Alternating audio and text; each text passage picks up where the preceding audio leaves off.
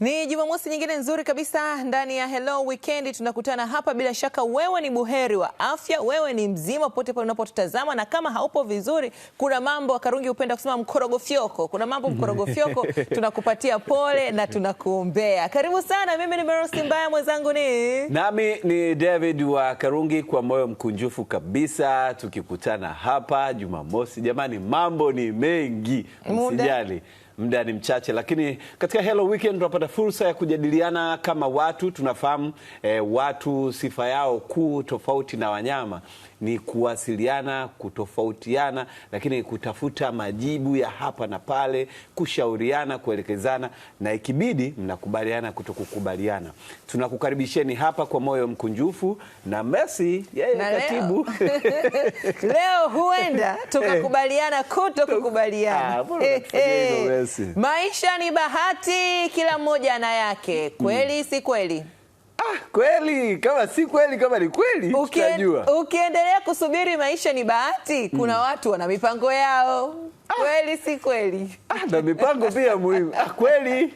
Wewe tu unasema wazi afande. Ya kabisa. Maisha ni bahati. Wazi afande. Maisha ni mipango. Wazi. Wananzengo tunaulizana, jamani, maisha ni bahati au maisha ni mipango? Kama maisha ni bahati, kwa nini kwa wengine inakuwa bahati kidogo, wengine bahati kubwa? Kama maisha ni mipango, mbona kuna watu tupo vizuri kwenye kupanga na hayatokei ambayo tumeyapanga? Tunaliangalia hilo kwa siku ya leo. Tumerejea kwenye nambari yetu jamani, 0763809770. Utashiriki na sisi hapa. Kwa muda sasa tulikuwa hatutumii hiyo namba, lakini sasa hivi tumerejea kwenye namba yetu mama. Shiriki na sisi kwa njia ya WhatsApp, utushirikishe. Tunaliangalia hili kwa sababu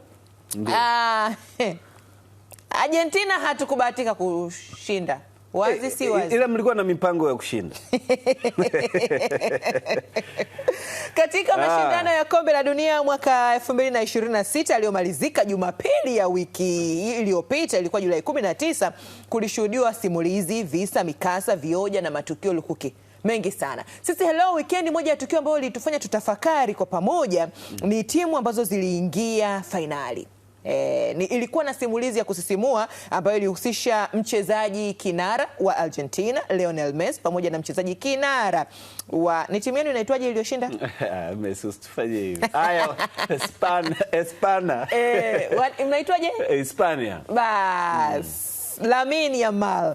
Swala ambalo lilichagiza maisha yetu hii leo, na lefaa tujiulize, je, maisha ni mipango, mikakati, maamuzi, au maisha ni bahati? Kwa sababu tunamwona Lamine Yamal akiwa mtoto wa miezi mitano anaogeshwa na Lionel Messi akiwa kijana.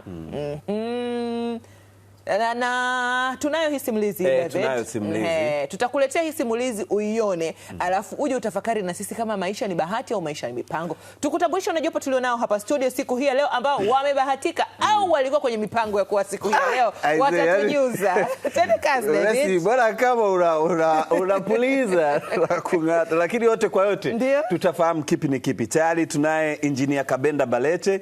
Huyu ni mshauri mwelekezi wa ukuaji na maendeleo binafsi, pia ni mkurugenzi mtendaji wa LBS. Karibu sana. Asante sana. Mwishoni utatuambia LBS mna nini baadaye. Lakini Jackson Koi, Dr. Jackson Koi, huyu ni mtaalamu wa falsafa, pia ni mwadhiri katika idara ya falsafa na mafunzo ya dini Chuo Kikuu cha Dar es Salaam. Karibu sana. Inabidi ukumbuke kuweka dokta. Dr. Jackson, karibu sana. Asante sana. Tunafarijika kuwa nanyi. Nashukuru. Na Messi aligusia tumebahatika kuwa nanyi au ni tumepanga kuwa nanyi? Upande wa bahati huko, nimechagua upande wa bahati. Mpaka mmeshajua. Haya wenzangu, na mimi wale wa bahati nasibu mpo. Wa mipango mpo na Wakaru. Mipango miji. Mpo na Wakaru. Yaani una mipango, yaani kuna ofisi ya mipango miji hapa. Alafu nyuma yake kuna Uswahilini. Usijali. Ni bahati, hatukubahatika kupanga. Lakini yote kwa yote tuone hiyo simulizi Messi ambayo uligusia hapo awali. Alafu utakuja kutafakari na sisi kama maisha ni mipango au ni bahati. Kusikia watu wakisema kuwa kila mtu ameandikiwa maisha na njia yake kuelekea hatma. Hivyo basi, wewe unaamini maisha ni mipango au ni bahati tu? Sasa bwana we, katika fainali ya kombe la dunia inayopigwa leo Julai 19 katika uwanja wa MetLife New Jersey nchini Marekani, kuna kisa kimoja ambacho kinawastaajabisha wengi pamoja na kuacha mshangao miongoni mwa watu juu ya jinsi gani mchezo wa mpira unaweza kuelezea hatima ya mtu. Hadithi ya Lionel Messi na Lamine Yamal ni mfano wa kipekee wa namna kizazi kimoja kinavyoweza kumkabidhi kijiti kizazi kingi.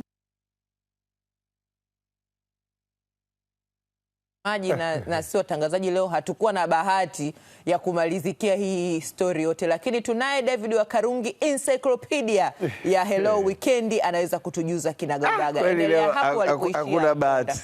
Endelea alipoishia Mponda. Okay. Mitambo okay. Naelezwa mitambo haijatupa bahati. Lakini Lamine ambaye tumemwona hapo, yeye ni mchezaji wa Uhispania na Messi ni mchezaji wa Argentina, lakini wote hao tunaweza tukasema kwa namna moja ama nyingine kuna bahati ilitokea. Lamine akiwa mdogo kulitokea kama bahati nasibu ya wanatafuta familia. UNICEF wakati ule ndio ilikuwa inatokea kwenye jezi ya Barcelona. Kwa hiyo wanatafuta familia ambayo itapiga picha kwa ajili ya mabango na matangazo kwa wakati huo, na wakawa wanahitaji hiyo familia ipatikane tu kwenye vitongoji maskini katika maeneo yale. Kwa hiyo familia ambayo ilipata ile vocha ile kama kadi ile ya bahati nasibu ni familia ya Lamine. Kwa hiyo Messi, mtoto alienda kumuosha wakati huo hajamjua atakuwa ni mtoto gani na nini, ndio akaenda pale akamuosha, ndio akapiga picha na familia ya nani, ya Lamine na Messi kwa ajili ya picha za UNICEF. Kwa hiyo miaka mingi baadaye Lamine anakuja kuwa shabiki anakuja kuwa mchezaji na anaenda kucheza katika analelewa katika klabu academy ya La Masia. La Masia yani kituo kama tunavyoona huku Azam pale. So ana kituo cha vijana kulea vipaji chini ya miaka mingapi mpaka mtu anaenda senior team. Kwa La Masia Messi walimlea pale. Na Lamine naye akaenda kulelewa pale. Bahati mpango. Sasa ndo hapo sasa tutakuja kuona kitu gani. Baadaye Messi anastaafu, not kustaafu, anahama sasa, anatoka Barcelona, klabu ya Barcelona, anaenda huko Inter Miami Marekani. Lamine anakuja baadaye anacheza pale. Na Lamine anaingia kama wonder kid, yani kama watu wanataraji huyu kijana atakuja kufanya mambo makubwa. Na ilivyo bahati, na akawa kweli anafanya makubwa, japo sio kwa ukubwa kama huu ambao Messi ashaufikia, lakini pengine tunataraji huko mambo yatakuwa mazuri sana. Kwa sababu bado ni kijana mdogo. Fast forward miaka 19, timu yake anacheza kombe la dunia, na wakati huo alikuwa anavaa jezi namba 19. Messi naye amewahi kuvaa jezi namba 19. Kwa hiyo kukawa kunatokea matukio kama yanarandana. Mtoto aliyeoshwa na Messi sasa hivi ni kama ana nyota kubwa, anaimbwa sana duniani. Wanakuja kombe la dunia, watu wapi matarajio makubwa ya Spain ilivyokuwa inaanza, lakini baadaye mambo yanakuwa mazuri. Wanachukua kombe la dunia ambao Messi naye ameshachukua na finali walikuwa wote Argentina na Spain. Kwa hiyo watu wakawa nasema inakuwaje hapa, mtoto aliyeoshwa na Messi ama mkongwe ndo anachukua ndoo? Bahati nzuri ni kama sio alimpa baraka wakati anamuosha kipindi kile. Kwa nini uite bahati nzuri? Okay, kwa mipango ya Mungu, kwa mipango Lamine anachukua ndoo.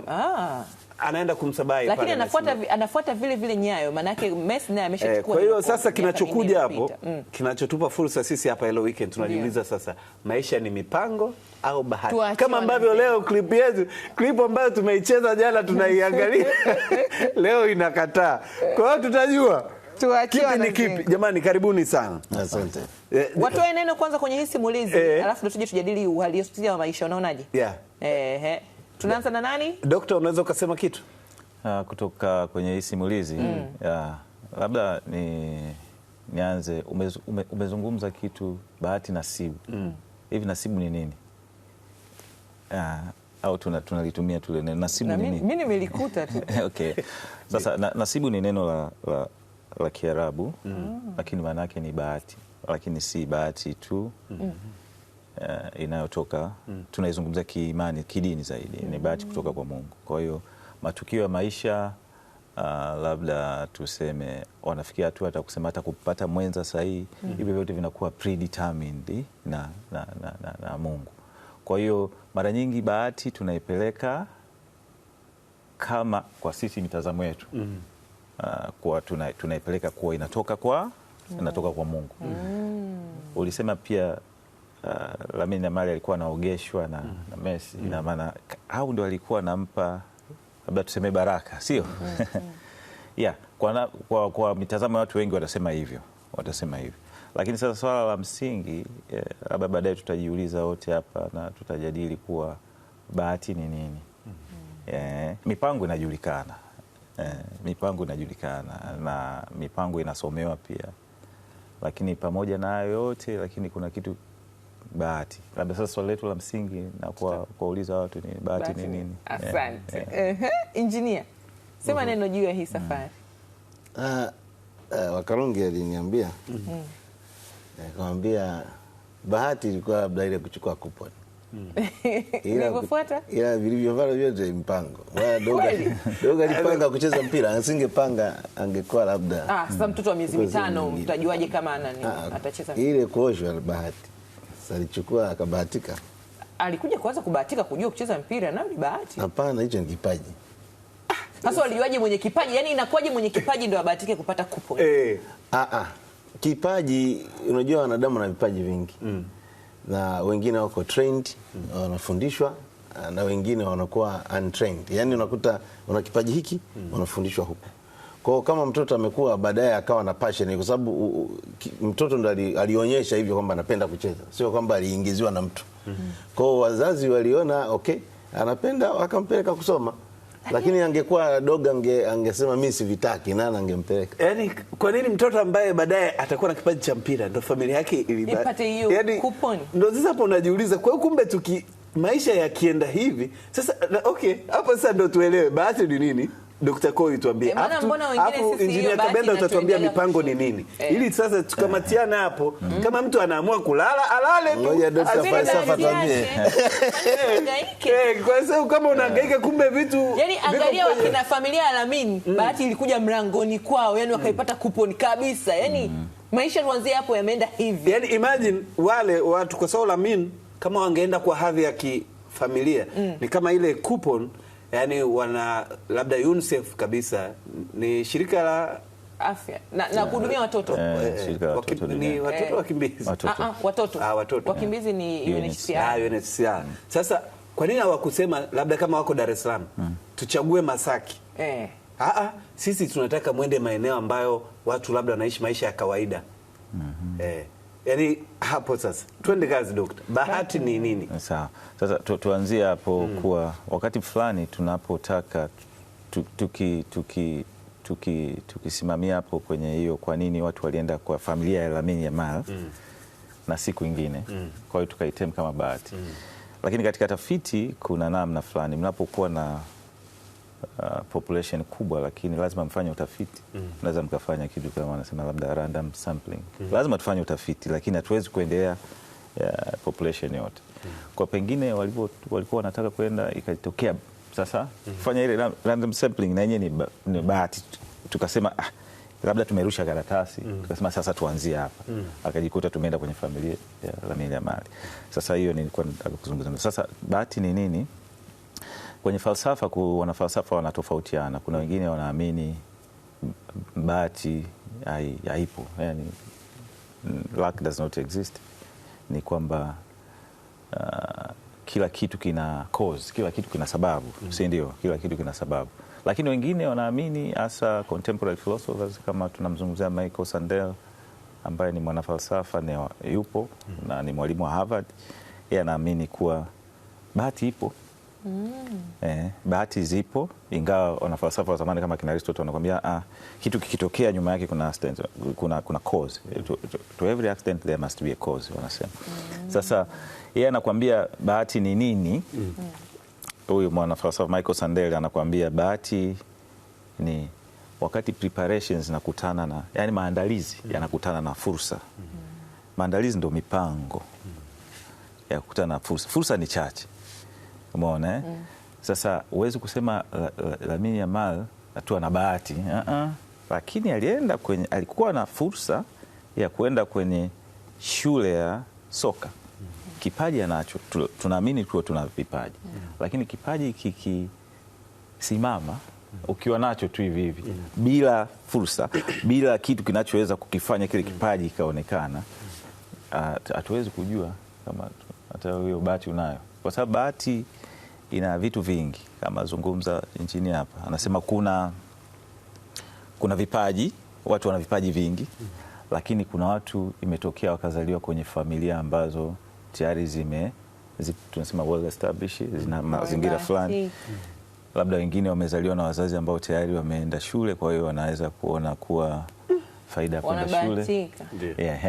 Kwa hiyo tayari kuna misingi fulani, alafu sasa vile vipaji vyetu tunavyokutana na hizo fursa au hiyo misingi inatupelekea kwa sasa kufanikiwa.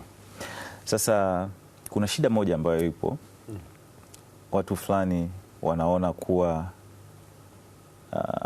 wamebahatika, afu wanawaangalia wale ambao hawajafanikiwa kuwa labda hawana bahati au wazembe, sio? Lakini kusahau kuwa wenyewe wanaweza kuwa na vipaji lakini walikosa fursa. Umeona? Kweli. Kuna muda hadi huwa tunatafakari kwamba huenda kwa mfano nisingezaliwa kwenye familia niliyozaliwa, huenda nisingekuwa mimi huyu ambaye nipo sasa. Of course, na saa nyingine tunasahau, afu tunakuwa pride. Sasa huyu nani ana neno moja analitumia meritocratic hubris. Michael Sandel, kuwa tunakuwa na majivuno kuwa hiki kitu ni cha kwangu. Sawa. Kwa mimi ndio na uwezo, lakini tunasahau familia. Simona kwenye neno nasibu kuna neno pia nasaba. Nasaba tunaijua. Nasaba DNA isi. Maana ni family, vitu ambavyo vinatokea huko na nini. Kwa hiyo vile pia familia tunasahau kuwa zimetusaidia kwa namna moja au nyingine. Wakati fulani unaweza ukaona kuwa ukamdharau labda mzazi wako, mama au baba, kwa sababu umefanikiwa sana, ukasahau vile vitu alivyovifanya vidogo ndio umekupeleka ukafika huko. Japo unajiona ulihustle mjini. Ndio. Ila kumbe kuna mchango wa mzazi wako. Mkubwa sana. Hata kama ni kidogo. Hiyo kidogo. Nilitoka nyumbani nikiwa maskini, sina kitu, nimekuja uhustle da. Unasemaje tena mzazi amechangia? Kama mzazi amechangia mimi kuwa tajiri, mbona yeye hakuwa tajiri? Ndio hapo tunasahau. Ile kidogo kwa mfano kwenye mzani wale wakiwa wanapima. Kuna ile kidogo akiweka ndo unashangaa. Mzani Lakini kama hajaweka unashangaa haijatimia bado kilo moja. Mpaka weke ile kidogo, wataalamu kweli. Na engineer sio tuambie hapo. Na mipango ni nini?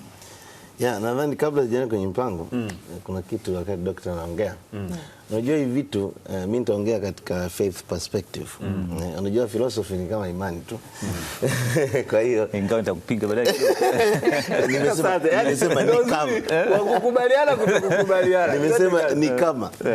Kwa sababu na yeye imejaa assumptions tu. Ndio maana unakuta huyu anasema hivi, huyu anasema hivi. Bado nitakupiga. Yes. Tuko vizuri leo darasa. Sawa.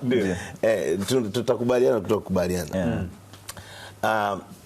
Wanadamu hapa duniani hapa, kwa mfano akija mtu hapa alafu akasema mimi nataka nichague kati yetu wanne, mtu mmoja nimpe milioni 10. Sawa? Kaingia. Lakini hatuulizi. Anataka tu. Lakini anataka atupe milioni 10 kati ya mmoja wetu. Lakini sasa anasema nikimpa yule sisi tutalalamika. Sawa, akimpa Messi sisi watatu tutalalamika. Akaamua kuchagua njia yeye anayojua yeye, ambao sisi ndio tutaitumia, ndio hiyo labda atupe makaratasi hapo manne. Kila mtu achague kimoja. Ndio. Alafu kati yetu atabahatika Wakarungi. Alafu Wakarungi ana bahati sana. Usijali. Sasa alikuwa anataka mtu mmoja. Anakuja anachukua kikaratasi. Sawa? Anapata dokta, sio Wakarungi sasa. Utashangaa. Sasa unaona tatizo linaanzia hapo. Kwamba kilichosababisha dokta hapa achukue karatasi ambayo inasema yeye ndo apewe 10,000. Sawa? Ni bahati alionayo yeye. Sawa? Au ni bahati ambayo imetokea kwa sababu ya hiyo chance kuja, kwamba ni mimi nimebahatika kuchukua, ni Mungu alinipangia, au tu ni kwa sababu tu karatasi limetua mbele yangu. Kuna vitu vingine lazima tukubaliane kwamba wanadamu hatuvijui. We have to agree.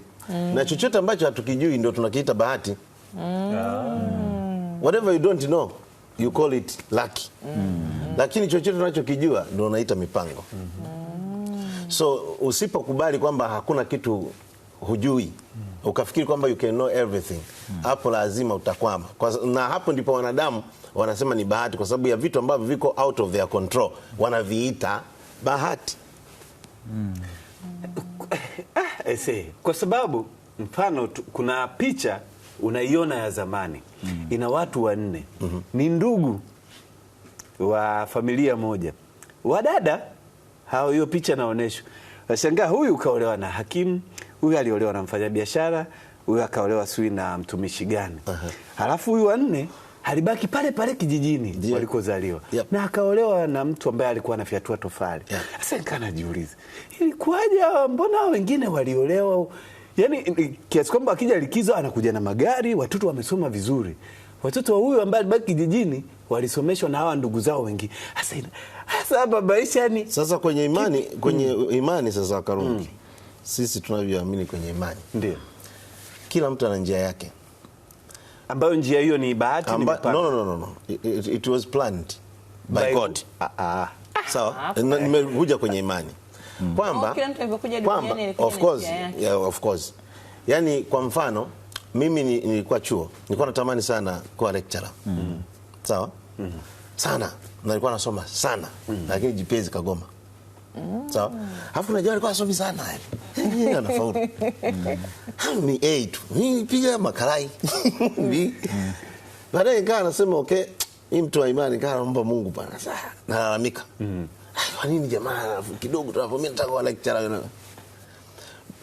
Forward miaka mbele nikagundua mimi sikuhitaji kufaulu vile ili niwe nilivyo leo. Mimi sikuhitaji, lakini yule bwana alihitaji faulu kwa sababu alitakiwa awe lecturer. Mimi nilikuwa niwe lecturer lakini mtaani, sio chuo. So unaendelea kutu lecture sasa. Mazingira ambayo sisi tunawekwa, mwanadamu anaweza akafaulu kokote alipo. Kokote. Mweke kijijini, umweke mjini, atafaulu. Tatizo tu ni kwamba mazingira yanapomgandamiza akakosa namna ya kuyamudu yale mazingira, ndio tunasema amefeli. Lakini uwezo alionao ndani anaweza kuishi popote mwanadamu, isipokuwa tu exposure anayoipata ile ya elimu, maneno ndio yanamshusha morali. Lakini mtu huyu ukimchukua ukamweka kwenye mazingira mengine ambayo anampa favor ya kile alichonacho, anafanikiwa. Ndio maana matatizo ulionayo wewe huwezi kulaumu mtu. Eti baba yangu si mama yangu sijui yule na bahati. Ndio haya mambo tunasema ya bahati. Kile ambacho hatukijui ndio tunakiita bahati. Lakini Mungu alivyotuumba tuna uwezo wa kuishi popote, so long as we believe, na tunaweza tukasema kwamba mimi naamini hapa ninaweza nikaishi. Ukishaamini ukaamua kutafuta mazingira yaliyopo na kufanya unachoweza, utafanikiwa tu popote ulipo. Tatizo ndio hiyo. Mwingine anakuambia wewe bwana uko kwenu hamna lolote. Yale maneno of course huwa yanamrestructure mtu. Maneno tu, hata elimu tunazozisoma zinaturestructure. Sometimes unakuta unafundishwa kitu ambacho sio capacity yako, kwa hiyo unaonekana huna akili. Lakini akili unazo. Lakini umeendelezwa kwenye kitu ambacho sio nature yako. Kwa hiyo unajikuta wewe wewe mtu mwingine. Angalia ulimwengu. Ulimwengu unaendeshwa na watu ambao sometimes shule haikucontribute sana, ila kuna kitu walianza nacho alafu shule ndio ikaja ndio wakafanikiwa. Yes, unakuta mbunifu anakuwa mbunifu kabla hata hajasoma, alafu baadaye ndo anaenda kusoma sasa principles na nini ambazo watu wamegundua. Hata hizo principles na zenyewe ni vipaji vya watu waligundua kwa sababu hata mfumo wa elimu ni mkusanyiko wa maarifa ya watu ambao hawajasoma. Hiyo point ya na vipaji tu. Engineer, inabidi kuna siku tuje tutafakari elimu ni nini, kwa sababu wao walikuwa na mawazo yao wakayaandika, ndio wanakuja kutufundisha sisi mawazo yao wao. Sasa wewe soma mawazo yako ambao sio uwezo wako. Kwa nini tuanze kuyaelewa mawazo yao wao? Kwa nini tusiwe na mawazo yetu sisi? Yaani kwa nini tunajifunza mawazo ya watu wengine? Sasa ni philosophy, umeenda kwenye nani au doctor? Kwa nini elimu inafanya tujifunze Usijali Messi, mada hiyo tutaileta. Nisome maoni kidogo au ngoja atusaidie kujibu hapa afu kwenye maoni. Dokta, tuambie kitu. Kila mtu ana bahati duniani au kuna watu wameumbiwa kuwa na bahati? Kwa sababu kuna mtu, yani kuna mtu kila kitu chake kimeendaga poa. Lakini kuna mtu hata cheti cha kuzaliwa NIDA ikitoa imekosea jina lake. Huyo mtu ni mwekutana. Yani akienda kuchukua passport wamekosea jina lake. Mbona mimi wanakoseaga tu? Lazima. Na sijati. Wakikosea registration, akifanya tu registration wamekosea kitu chake. Yani kuanzia form 2 ule mtihani tulikuwa tunajiweka ni kuanzia la 7 TSM9. Kuna kitu tu walikosea. Form 2 jina lake limekuja, limekosewa herufi moja. Cheti cha kuzaliwa au umekosea mwezi. Yani yeye yani hivyo. Unakuta hata jina lake ameamua sasa kuitwa lililokosea. Sasa mimi NIDA walikosea. Yani yeye vitu vyake yani hata mimi jina langu Balete sio la kwangu limekosea. Haiwezekani. Walidrop herufi. Lakini sijabadilika. Tupo naye hapo. Ni makosa tu ya wanadamu. Kila mtu ana bahati. Au kuna watu ni majina yao yakosewaje? Mbona mimi nimekosea na sina mkosi wowote? Ndio kila mtu ana bahati au bahati. Unaweza ukawa huna bahati, huna mkosi. Yaani upo katikati.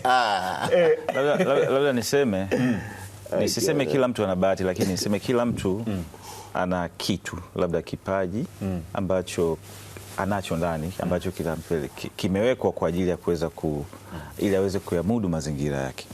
Umeona? Sasa inapoonekana bahati pale ambapo yule mwenye kipaji akakutana na fursa sahihi, umeona, ikampelekea akafanya vitu zaidi ya kawaida. Umeona? Watu wanaweza kusema huyu ana bahati, huyu ana bahati. Lakini tuzungumze tu kwa hali ya kawaida, kama mtu yupo vizuri, hajazaliwa na mapungufu labda ya mwili, kiakili na nini, ana kitu. Umeona? Sasa kile kitu cha kwako kikakutana na vitu sahihi ambavyo vinakupromote kile kitu, lazima uonekane unafanya zaidi ya kawaida. Umeona? Kwa mfano wewe ni mwandishi wa habari, mtangazaji na nini, pengine unaonekana unafanya vizuri zaidi, lakini pengine ndani yako sio kila mtu anaweza kawa eloquent kama wewe, lakini pengine umezaliwa na fine tongue, unaweza kuongea vizuri, ukapanga mawazo yako vizuri. Umeona? Sasa ukakutana na fursa kama hizi ambapo unaendelea kupractice, watu wanaona huyu ni wa kipekee. Kwa hiyo tunavyo hivyo vitu, tunazungumza kwenye falsafa, kuna vitu tunaita potentiality au potence na actuality, kuwa tuna uwezo wa kufanya vitu anasema vikubwa tu. Kama mshai kuangalia movie fulani inaitwa Lucy, inazungumza kuwa binadamu ana uwezo wa kufanya vitu vikubwa sana. Sema mpaka sasa hivi tunatumia pasenti ndogo sana ya uwezo wetu. Tungekuwa tuna uwezo mkubwa tungeweza kuhamisha milima. Ndio maana watu wanasema ukiwa na imani ndogo kama punja unaweza kuhamisha milima. Ile ni kwamba una uwezo hata ukawishi kitu kikafanyika. Umeona? Kwa hiyo huo uwezo tunao, lakini pia mazingira yanasababisha tusiweze kutumia zile talenti zetu. Umezaliwa katika sehemu ambayo wewe hamna fursa ya kujifunza. Wewe ni fundi, labda ni creative, lakini huwezi kuonyesha creativity yako kama hamna vitu vya kuweza kuunda around. Kwa hiyo tuna vitu ndani, vile vitu vinapokutana na maandalizi na fursa na mipango, tuna excel. Nimekuuliza hivi kwamba kuuliza kama kila mtu ana bahati ama ni vitu gani. Kwa mfano unakuta mtu anacheza Ulaya, mchezaji wa Kiafrika, ila anasema mnaniona mimi ninavyocheza hivi. Kuna mtu kijijini alikuwa anacheza pengine mara 100 ya hiki kipaji, na nyie mnaniimba leo duniani na hajafika kokote. Pengine nikienda sasa hivi amekuwa mtu wa kawaida kijijini, ana maisha ya kawaida, lakini yani huyu mtu pengine mimi hata angekuwa ndo yuko hapa, mimi niko kijijini, nisingelalamika. Sasa hapo kinakuwa kipi? Na huyu ndio hapo mazingira ya Ulaya ni tofauti. Yaani huyu wametoka wote kijijini, baadaye ndo mmoja unakuta, unajua wachezaji wa Afrika ukubwani unashangaa ametoboa, lakini walikuwa wote wameaso wote, pengine hadi yule alimsindikiza airport. Na mfano mwingine mzuri wa Karungi, mimi na Karungi unajua tumesoma chuo kimoja tulivyokuwa chuoni, kuna watu tuna uhakika wana uwezo mkubwa sana wa kutangaza kuliko sisi. Lakini leo hii tunavyozungumza yani hii kazi ya utangazaji kabisa, yani hata wameacha kwa sababu walihaso, walipambana sana, hawakuipata nafasi. Yaani unajiuliza fursa. Lakini sisi mimi na Wakarungi tunawajua, yani wale watu. Sisi kwa hiyo tunasema mna bahati in the sense kuwa mmekutana na fursa. Mmepata hiyo fursa. Sawa. Lakini interview walikuwa wanafanya, tulikuwa nao na bahati tumebeba pamoja. Sasa interview. Za kuomba hizo kazi. Interview ni kitu kingine. Hapo waliwapima pengine wakawa kwa sababu interview ni interest za mwajiri. Anataka watu wenye kitu fulani ambacho pengine sio haya maakili, sio manini. Umeona? Anaweza kuwa anataka mtu wa aina fulani. Anaweza kupenda kucheka kwako tu, wala sio kuongea. Muonekano tu. Kwa hiyo mwisho wa siku kisha habari yako wewe na mambo ya tangazaji.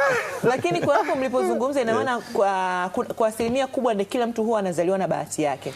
Yeah. Kwa sababu kuna kitu ulichozungumza kwamba kuna mtu anaweza akawa mazingira yasimsababishie hicho, au mtu kwa sababu kuna watu wanaweza akawa anatamani kuwa mtangazaji kwa mfano, lakini amezaliwa na ulimi mzito, au ule ulimi ambao unashindwa kutamka baadhi ya maneno. Kwa mfano unasema kwenye Morogoro anasema Morogoro. Hata kwenye hivi sasa ni saa 6:30. Ndio ulipozaliwa hivyo. Lakini unatamani kutangaza. Kwa hiyo ina maana kipi ni kipi hapo? Nashindwa kuelewa. Kwenye swala la kutangaza sana wenyewe wana standard zao. Mwezi kumweka mtu mwenye kitembe tunaita. Lakini yule anatamani, ila ndo hajazaliwa na hicho. Sasa unajua kutamani tofauti sasa na dunia inataka nini. Sawa, unaweza ukahitaji that's maybe you want, lakini sio need ya society, si ndio? Jamani, wanakifungua social media kama anasema na kifembe zake. Hata watamkataa watu. Hawezi kumkataa. Sasa kwa hiyo asipite kwenye huko alikoweka masharti ya kumreject. Aanzishe mwenyewe.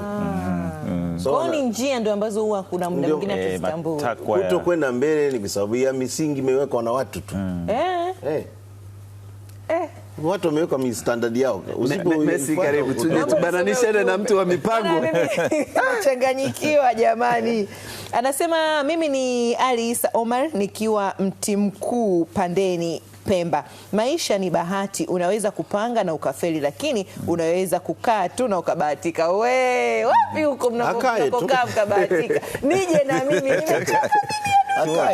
Kwa nini anasema kwa hiyo maisha si mipango pekee wala bahati pekee. Mara nyingi ni mchanganyiko wa mipango mizuri, juhudi endelevu, maamuzi sahihi na fursa zinazojitokeza. Mtu anapaswa kupanga maisha yake na kufanya kazi kwa bidii, huku akitambua kwamba si kila jambo linaweza kubahatiwa. Asante.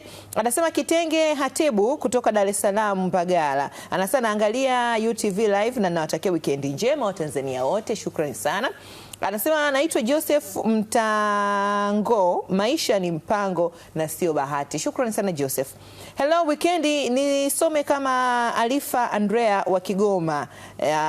Anasema juu ya mipango ndio inakupa udhibiti wa maisha yako, kucontrol ndio chombo kinachokupa uelekeo na kuandaa kutumia kila fursa ambayo inajitokeza. Kwa anasema mipango ikikutana na bahati ndio unaweza kucontrol. Maana unaweza kupata bahati afu usielewe unaitumiaje.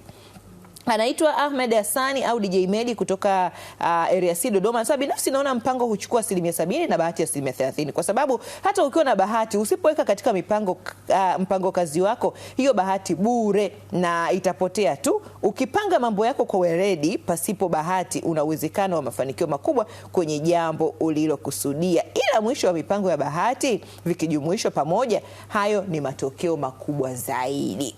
Anaitwa nataka niseme anaitwa mada nzuri sana. Kaanza kwa kuandika mada nzuri sana. Kwa hiyo anasema maisha ni bahati au mipango, yote ni sahihi, ila siku ukiishi kwa kutegemea bahati kuendesha maisha yako, bali unahitaji kuwa na mipango ili bahati ikija ikuendeshe, kukupushi zaidi. Mfano, umekaa nyumbani ukiamini kuwa basi litapita kwenda mjini. Inaweza kutokea, lakini 0.001. Ila ukipanga kwenda mjini na ukaenda kituoni kwenye basi, uhakika wa kupata basi ni 90%. Kwa hiyo chagua option namba 2, kuishi kwa mipango, utapata mafanikio. Nimalizie kwa sasa na huyu anaitwa Maneno Ali Bayuni au Baba Abnora wa Mbagala za Kiemu. Anasema kwa ufupi, maisha ni mchanganyiko wa mipango na bahati. Mpango huongeza nafasi ya kufanikiwa kupitia maandalizi, bali bidii na maamuzi mazuri. Bahati ni mambo yasiyo ndani ya uwezo wako, kama kukutana na fursa au mazingira fulani. Hivyo Mpango huandaa njia na bahati inaweza kuharakisha na kubadilisha matokeo. Naomba kuwasilisha. Shukrani sana, mjumbe amewasilisha hapa, lakini akiwa anacheka. Sijajua kwa nini amecheka. David. Na hapo engineer utusaidie kitu. Mipango ina nafasi gani ama inatafsiri vipi maisha ya mtu kuelekea kula anakokutaka au hatima yake? Kama nilivyosema mwanzo kwamba sisi tumeumbwa na uwezo wa kubadilisha hii dunia tunayoiona. Na hii dunia haijabadilishwa na watu waliokuwa wamekaa tu. Imebadilishwa na watu walioamua, wakafikiri, wakasema acha nitengeneze umeme. Walifikiri. Na bahati mbaya mimi nimesoma visayansi kidogo. Sayansi inaendeshwa na formula na uthibitisho. Ukisema bahati kwa wanasayansi hawakuelewi kabisa. Ukisema kuna bahati wanaambia thibitisha.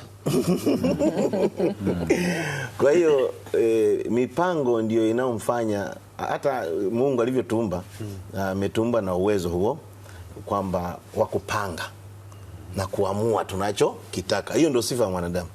Kwamba tunapanga na kuamua tunachokitaka na kikawa. Ndio maana huu ulimwengu unaoona ulivyo, kuna magari, tumeamua tutengeneze ndege, vimewezekana.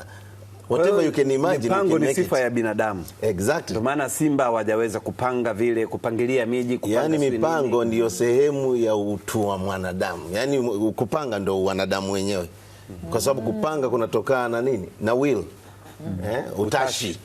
Ndio kunaletwa na kupanga. Sasa kama wewe huwezi kupanga ni wanadamu, maana yake una utashi. Sasa utakuwa sasa kuku sasa, sio mtu.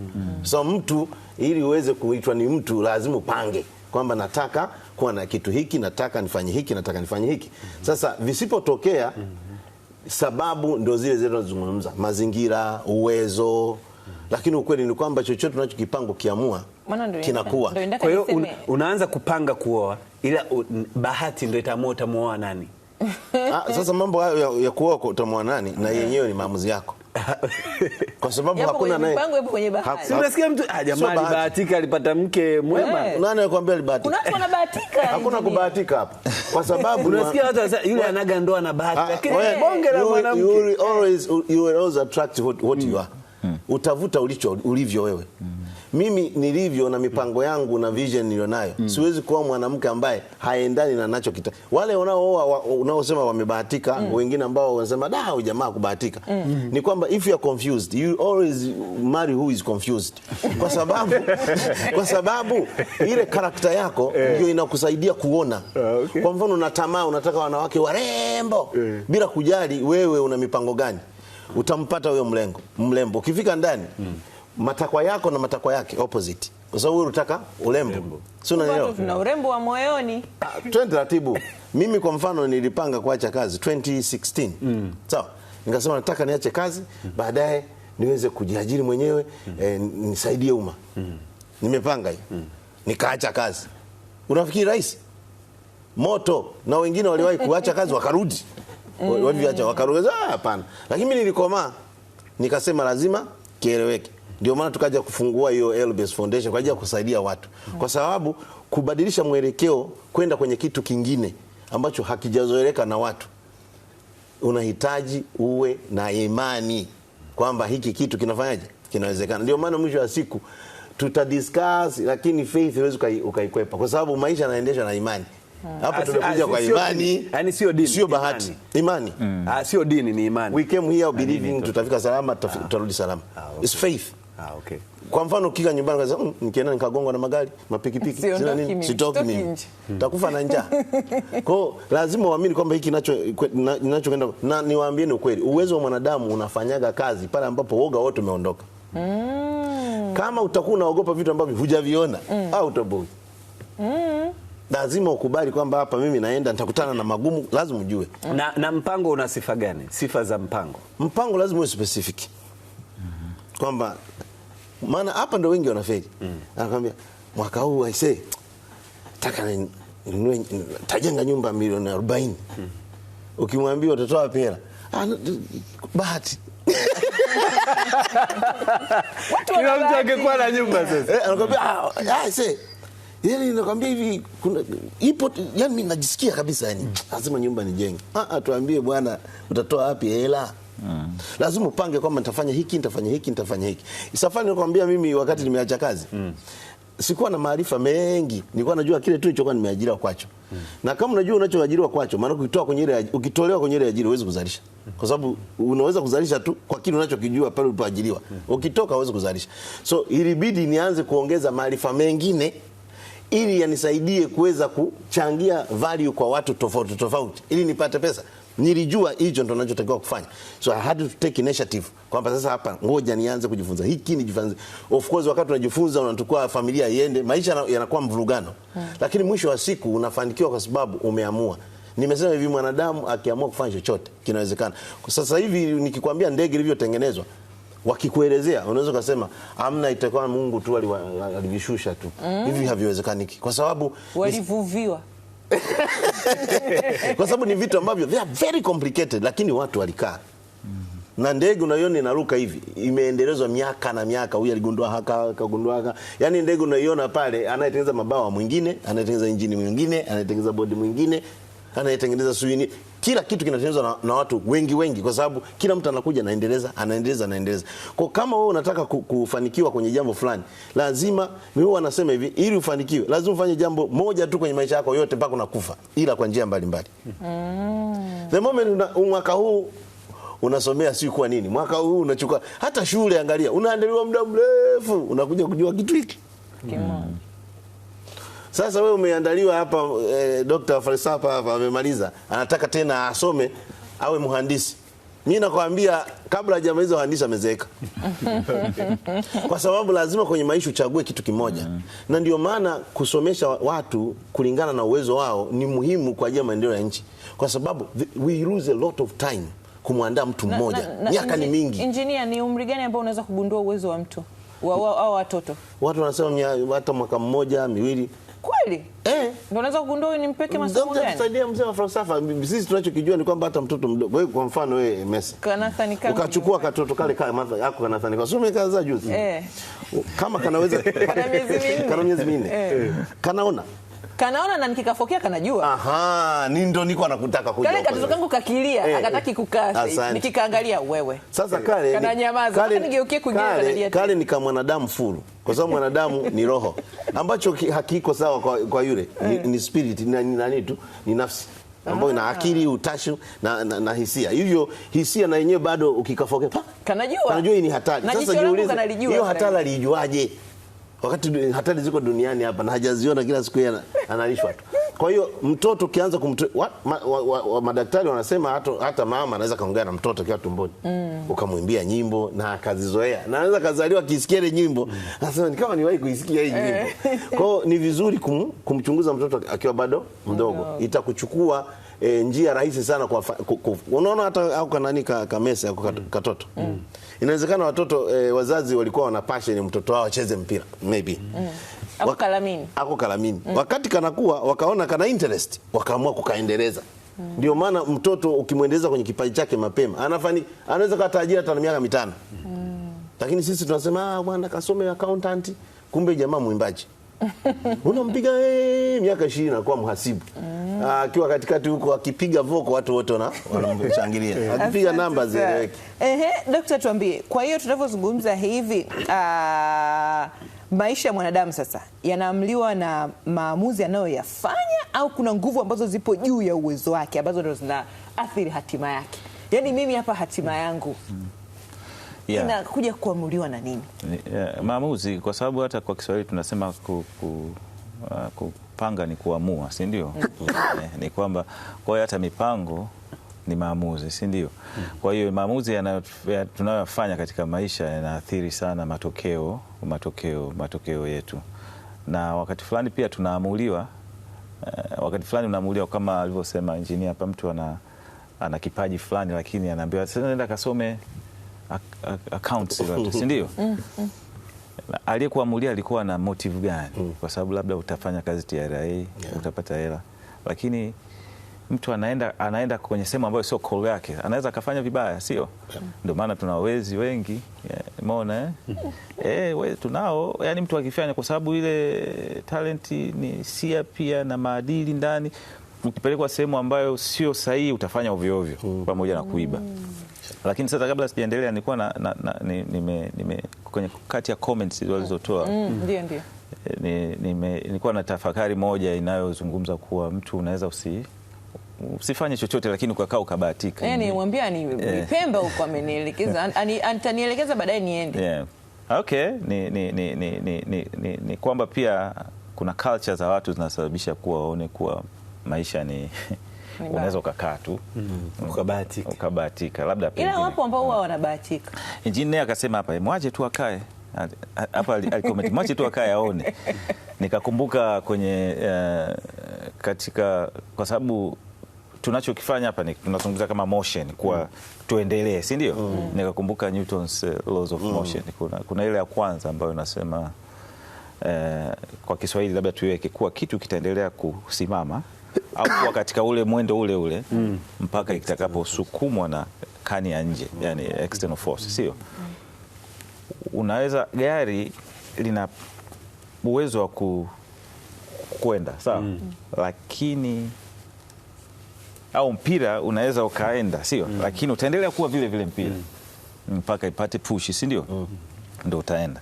Na ndio katika maisha yetu sisi tuna vitu vingi sawa, lakini vitakaa kama vilivyo mpaka vipate push, si ndio? Sasa hiyo push ndio hizo tunazungumza, external forces hizo, fursa external forces, maandalizi, wazazi, sijui nini, external forces hizo, academy, shule, umeona.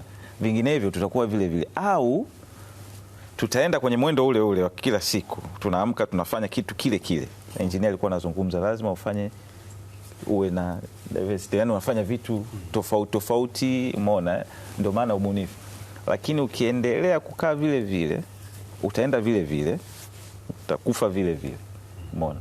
Kutakuwa mna maendeleo na nini, kwa sababu kama usiporuhusu hizo external forces, hizo fursa au kuzitafuta ili uweze kuweza kubadilisha direction. Ndio. Yeah. Asante. Engineer, ni mambo gani ambayo watu wamekuwa wakiyaita ni bahati lakini kumbe wao walifanya, yani pengine kwa kutokuelewa kwamba wamehusika kwa asilimia pengine zote, ila wanaona ni kama ni bahati? Wanaoita ni bahati ni wale walioshindwa. Wale walioshindwa ndio nawaita wale waliofanikiwa wana bahati. Ni ukweli. Yule aliyefanikiwa mara nyingi anajua kwa nini amefanikiwa. Kwa hiyo ukimwambia amebahatika wakati mwingine anakukatalia. Mimi hapa nilipo kiniambia nina bahati nitakukatalia. Wewe engineer una bahati. Kuna neno tunalitumia sana ni kwa neema. Kwanza kuna mtu mwenye hekima mmoja alisema bahati na wakati humpata kila mtu. Kwa tafasiri kwamba bahati inatokana na uwezo ulionao, halafu nakutana na nini? Na maandalizi kama Manifesta alivyosema. Kila mtu, kwa sababu ungekuwa huna potentiality, hata ungeletewa chochote, hamna lolote. Kuna mtu alisema bahati unajumlisha na nini? Na maandalizi. Sasa hiki unachokiita bahati, kila mtu kapewa bahati na wakati umpata kila mtu. Bahati ni nini? Uwezo wa chochote ambacho kikiwekwa kwenye mazingira kinafanikiwa. Yani Mungu katuweka hapa duniani, katupa bahati. Yani kila mtu ana bahati. Maana kila mtu ana uwezo wa kuwa anavyotaka. Kile cha kuzaliwa tu ni bahati. Exactly. Kitendo cha kuwa mtu. Kwa hiyo wote tumebahatika. Mimi nimeingia kwenye bahati moja. Kila mtu ana bahati. Sasa jinsi ya kutumia bahati yako sasa ndio shida. Sio, unaelewa? Kwa hiyo uliniuliza swali gani vile? Maana nitoa maelezo mpaka nimesahau. Yani kuna vitu ambavyo watu wanaviita bahati. Lakini kumbe pengine unaweza kutaja kimoja. Kuna mtu mfano unaweza kuna mtu labda alikuwa na shauku ya kuwa rais. Okay. Hadi mfano hiyo shauku alitoa wapi? Mfano hayati Raila Odinga. Yani inakuwaje mtu yule ajawa rais? Lakini pengine mtu ambaye hakuwa na hiyo ndoto hadi anafikisha hata miaka 30 baadaye anakuwa rais. Au mtu kama hayati Maalim Seif. Yani watu wengine huyu mtu hajawaje rais? Au mtu kama marehemu Magufuli, Mungu amlaze mahali pema, ambapo unakuta alikuwa ndoto yake. Aliwahi kusema hivi, mimi nilibibu mimi nilibibu wakanisukumia. Lakini haikuwa ndo anasema. Lakini ndio mtafuta 2005 hakuwa na. Lakini kuna sehemu aliwahi kusema kwamba mimi nikiwa rais watu watalima kwa meno. Lakini ile ilikuwa ni clip sio ya muda mrefu. Ilikuwa ya muda mrefu kwa sababu ilikuwa hana hata mpango wa kugombea, ilikuwa kitambo. Lakini baadaye, kwanza nikwambie ukweli, kila mtu ni kiongozi. Kila mtu ni kiongozi. Kila mtu. Na kwanza nature ya mwanadamu wote ni uongozi, kwa sababu huwezi kuanzisha chochote kama sio kiongozi. Kwa sababu kiongozi ni mtu aliyeanzisha jambo na akalisimamia. Kila mtu ni kiongozi. Uongozi tunatofautiana. Kwa hiyo wewe ukiamua nataka niwe rais, unajua njia za kupita. Sawa, unazifahamu. Sasa kutokuwa wewe rais sio swala la Mungu, ni swala la utaratibu uliowekwa. Siasa sasa, ukija kwenye siasa, inawezekana mazingira mengine ya siasa, kwa mfano unakuta kuna chama A na chama B. Chama B kimeshika madaraka, hakitaki chama A kiingie madarakani. Wewe umeingia kwenye nini? Chama A. Si unanielewa? Kwa hiyo utakutana na upinzani uliowekwa. Na unaweza kafa hujaupata. Kama mazingira ya equal chance haipo, lakini uko unatamani. Kwa hiyo sio kwamba huyu mtu amepata tu amejikuta tu amekuwa rais. Hakuna mtu anayejikuta anakuwa rais kaka. Sasa okay. Sasa hapa ili mtu aelewe. Bahati na nafasi yake katika maisha pamoja na mambo mengine. Okay, inategemea pia tuna define vipi bahati. Unajua hapa nilichogundua pia wakati fulani hizi namna tunavyotafsiri hizi concept au hizi dhana naweza zikabadilisha kabisa mtazamo au namna watu wanavyoelewa. Bahati kwa kikao chetu hiki leo nafikiri ni ile uwezo wa mtu ndani. Ndio watu wengi tunaweza tukaiweka ile potentiality, sawa, vile tunavyozaliwa navyo, sio tunaweza tukavizungumza bahati, lakini katika context yetu bahati tunaweza kuita zali. Zali la mentali. Sasa unasema zali la mentali, nakumbuka engineer alivyosema pale, ukiwa confused utapata tu party ambaye naye ni confused, sio? Zali la mentali ni mentali, maana ni mentali ni mtu ambaye kidogo ni ame confused, si ndio? Unakutana na mtu confused, lakini nilikuwa nachomekea tu hapo, lakini swala ni kwamba mtu akisema zari kuwa umepata pengine pasipo mastahili yako, imetokea tu chance, umeona? Kama watu wanasema umeokota embe chini ya nini, ya mchongoma, sio? Chini ya mchongoma. Ni kwamba kitu ambacho ukikitegemea. Lakini kuna watu wengine wana declare kuwa hii ni bahati tu, alivyosema engineer, lakini wenyewe ndani wanajua hii sio bahati. Ile mtu anasema ni kwa neema. Kwa neema tu. Ni uongo. Kaiba kwa mfano huko wanasema vipi wewe umefanikiwaje? Hawezi kutuambia amefanikiwaje. Ni Mungu tu. Kabatika kutokukamata mwenyewe. Ndio kama ile wachimba madini. Wachimba madini wamechimba wote labda kwa miaka 5. Mmoja anapata jiwe kubwa kuliko wengine. Lakini wamechimba wote kwa na yani hivi unajua kama wanaochimba madini makampuni makubwa hawabahatishi. Wana mitambo. Wanajua. Sasa unataka tuletee principle ambayo haiapply kwa kila mazingira. Principle lazima iapply kwa kila mtu. Basi na wao wasiwe na mitambo ya kupima na wao chimbe tu. Wao kichimbe ni ufahamu wako hauna. Lakini watu wanapima, wanajua hapa kuna jiwe, kuna kiasi hiki, ndio wanachimba. Ndio maana madini hayachimbwi Ubungo. Wako zao Geita. Sasa kama unafikiri ni bahati, kachimbe nyumbani kwako. Engineer nimemwambia yule mwizi ambaye hajakamatwa kabahatika. Kaweka plan. Ni mipango. Kapanga kuweka plan. Unajua nikipita pale sitakamata. Endelea daktari. Tumekuchanganya. Ndio, lakini swala ni kwamba kama alivyosema engineer ni kwamba kuna vitu vingine kwa vinajulikana obvious, hapa tumejua hapa kitu kipo kinapatikana. Kwa mfano hata hapa mtu anasema amechimba madini lakini alijua hapa ili eneo tayari washapima kagundua kuwa hapa kuna madini tayari, sawa, akapata, tunaanza kusema ni bahati. Tulianza kuwa tulijua kuwa pengine hapa kuna madini, sawa, lakini sasa kuna wengine kama nilivyokuwa nasema hapa awali kuwa anajua njia alizopitia, lakini anakuja kutuambia kuwa nyinyi fanyeni kazi bwana. Umeona? Fanyeni kazi ili uweze kufanikiwa. Umeona? Lakini anajua amepitaje. Kwa hiyo you are looking down watu ambao ndio maana wanaleta ile public resentment, kwa watu wanakuchukia tu.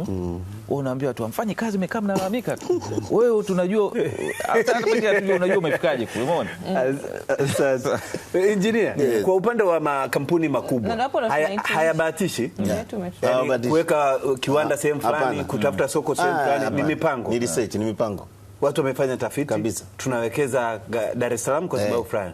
Tunawekeza Tanzania au Kenya kwa sababu tena wengine wakalkuleti mpaka hela mlizonazo mfukoni ndio walete kiwanda hapa. Hawaleti hivi na political stability. Asanteni sana. Messi, kuna tuliobahatika kusoma ujumbe wenu, asanteni. Ambao tujabahatika tutausoma tena wikendi ijayo. Kuna flyer tunayo ya engineer aizungumzie kidogo, alafu tuendelee tufunge. Actually ndo haya tunazungumza, hamna bahati. Watu waje LBS Foundation. Tuna event tarehe 15 mwezi wa 8 mwezi ujao 2026. Tutakuwa tunawakaribisha SMEs, small medium enterprise, watu wanaotaka kufanya biashara hizi ndogo za kati ili zikue. Lakini pia na maendeleo binafsi ili watu waachane kusema ni bahati. Lazima wapewe maendeleo binafsi, wajitambue wao ni kina nani, wana uwezo gani. Kwa hiyo tutakuwa na hiyo event tarehe 15 mwezi wa 8. Actually tumekuwa tukifanya vipindi vingi hapa Azam, washabiki wamekuwa wakijifunza mambo mengi. Kwa ni wakati wa kukutana. Tutafanyia pale Peacock Hotel tarehe 15 mwezi wa 8 asubuhi, alafu jioni tutakuwa na dinner. Of course na mimi mwenyewe nitakuwa nashirikisha safari yangu ya miaka 10 ya mabadiliko.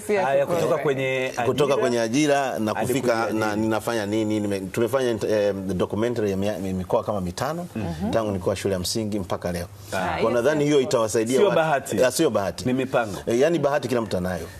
Kwa nini mimi natumia bahati yangu? Tupate mawasiliano ya namna ya kufanya. Labda watu watume message 0743 11 96 99. Unatuma message tu kwamba ni sajili 0743 11 96 99. Ni sajili, alafu tutakupa maelekezo. Asante sana. Tunashukuru sana jamani kwa mchango wenu siku ya leo. Tumemaliza na bahati au tuna bahati? Yaani ni mipango au bahati? Wewe kila siku unabahatikaga ndio maana unafurahia. Engineer Kabenda Balete, mshauri mwelekezi na ukuaji wa maendeleo binafsi, tumezungumza naye hapa, na mkurugenzi wa LBS, pamoja na Dr. Jackson Koi, mtaalamu wa falsafa na mhadhiri katika idara ya falsafa na mafunzo ya dini Chuo Kikuu cha Dar es Salaam. Mimi ni Merose Mbaya, mwenzangu ni David wa Karungi. Jumamosi ijayo pia tutakuwa na kikao chetu kingine.